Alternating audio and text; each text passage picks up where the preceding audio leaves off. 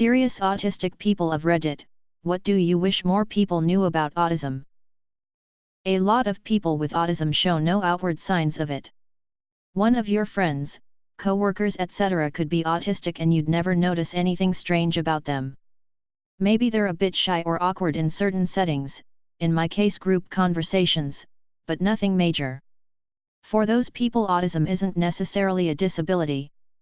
As such, there would be no reason to treat them any differently than others even when you do find out they are on the spectrum. As a general rule of thumb, don't assume anything about an autistic person. Find out what they're like and respond appropriately. Don't assume they have the same strengths/struggles as your autistic nephew or an autistic celebrity or whatever. In a professional setting I am excellent. I can do group meetings, talk with the VP like I can with a coworker, do projects, get shit done on time, excellent. Professionalism is my best mask. However, with anything personal, complete shutdown. Thoughts like, oh God, what the fuck do I say? I have no idea how to answer people.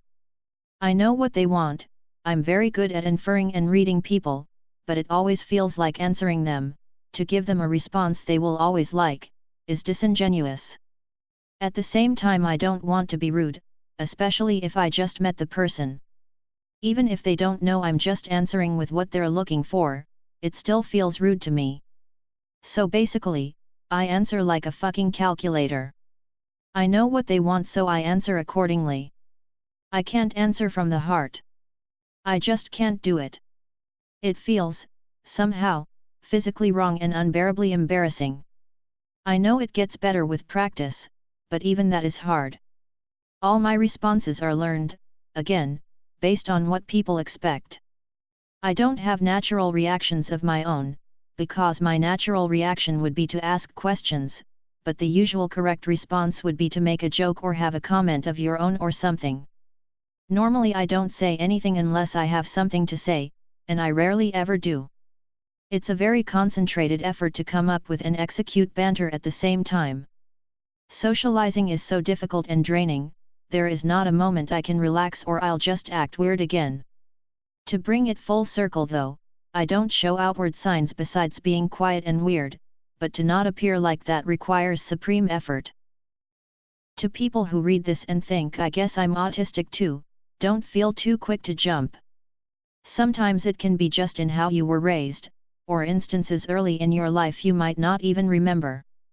It took me a long time of interpersonal thinking and some acid to realize my discomfort in personal conversation was because my whole life I was just taught that conversing with people was an objective that must be carried out in a streamlined, professional, and expected manner, thanks to some strict and less than ideal relationships with family, some other moments early in life, etc. Once I realized all that, it just clicked that I can talk with people with no expectations of how it should go, or how long I should talk, or what voice to speak with, etc., etc. All that stuff just makes for an uncomfortable, unnecessary, and pointless act of a conversation. Not to annul anyone who actually has autism, just a quick thought for people out there who might simply be expecting or thinking too much into it. Don't be too hard on yourselves out there. There are some people who I've known for 20 years that didn't believe me when they found out I was autistic.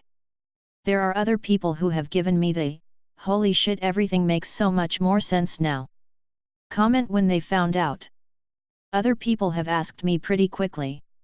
To some people it's obvious.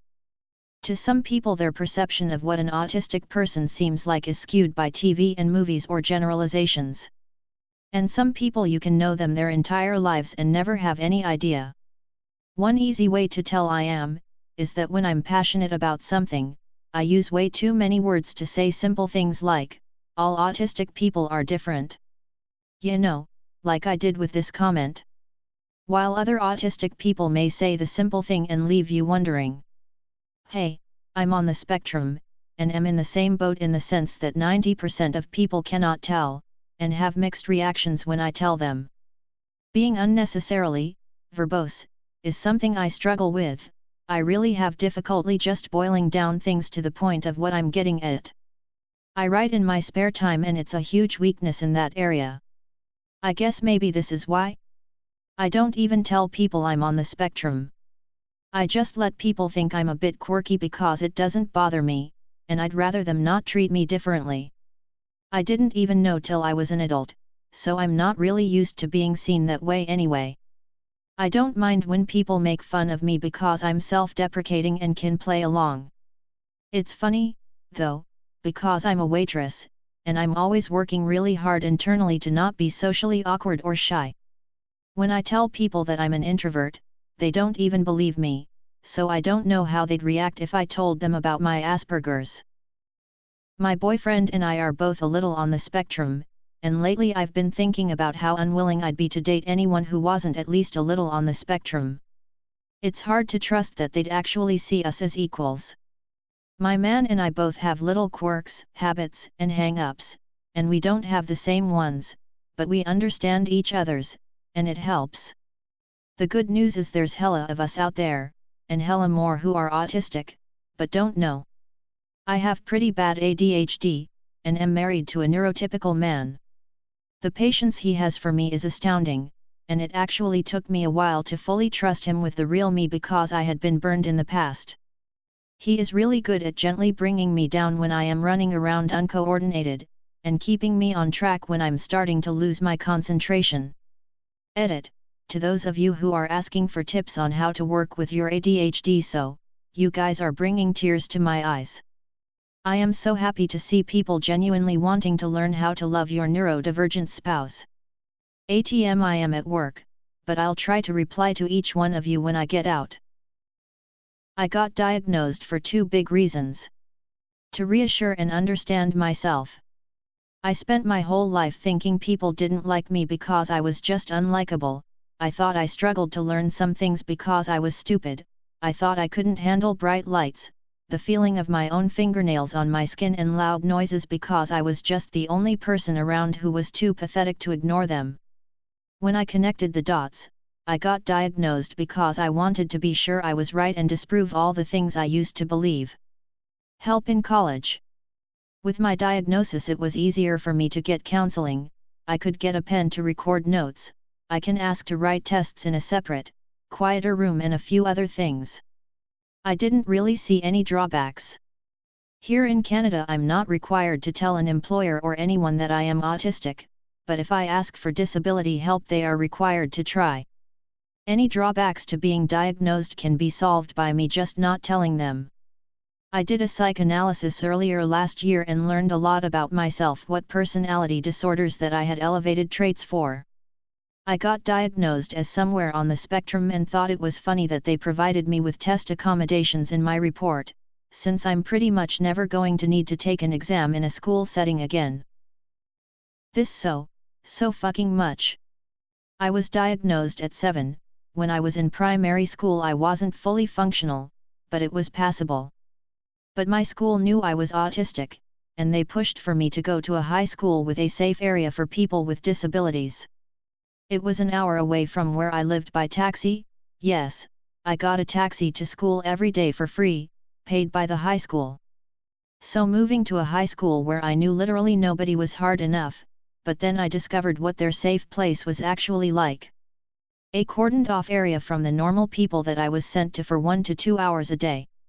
Oh, and I was assigned a staff member whose literal job it was to follow me around all day. All fucking day. Class? They'd sit next to me.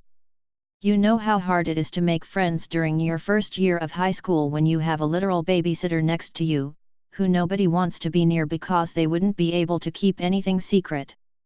Lunch? They'd follow me. Yay. Sit next to me, eat with me. They wouldn't leave. Ever. This caused me to get anxious, and that's when my anxiety kicked up a notch because I couldn't make friends or do anything without this babysitter with me, which caused me to act out.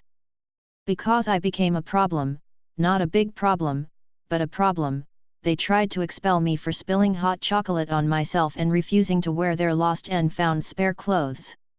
Surprise, autistic people don't like wearing clothes that aren't theirs. Eventually they did get rid of me, but by then the damage was done. I was officially autistic and expelled from a high school, so the only place I could go to was a place designed for problem people on the spectrum, which is the same place I was stabbed because they eventually stopped admitting people on the spectrum and began to admit people with severe anger issues, who target autistic people because it's easy. Don't ever let someone be labeled as autistic. It shouldn't define anyone.